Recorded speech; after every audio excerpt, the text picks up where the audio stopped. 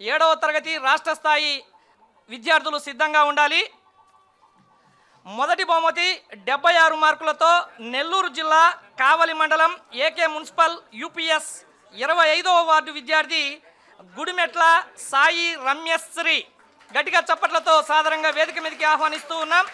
7వ తరగతి స్టేట్ 1వ ర్యాంక్ విద్యార్థి 20,000 రూపాయల నగదు బహుమతి వీరికి అందజేయడం జరుగుతోంది.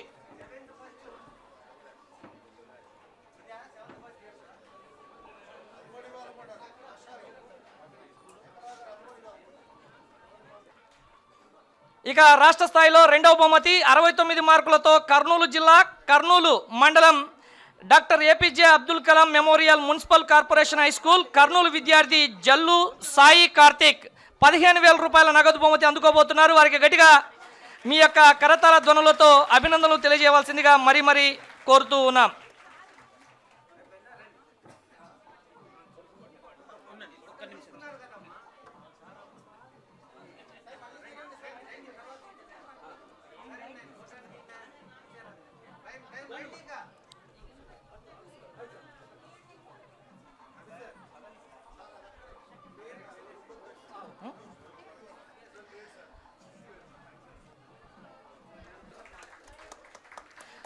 ఇక 3వ ర్యాంకును 66 మార్కులతో శ్రీకాకుళం జిల్లా జలుమూరు మండలం ఏపీ మోడల్ స్కూల్ కురవంజ నుంచి జి మనోజ్ వేదిక మీదకి సాదరంగా ఆహ్వానిస్తున్నాం. గట్టిగా మీ యొక్క చప్పట్ల ద్వారా విద్యార్థిని అభినందించాల్సిందిగా కోరుతున్నాం. 10,000 రూపాయల నగదు బహుమతిని అందుకోబోతున్నారు జి మనోజ్.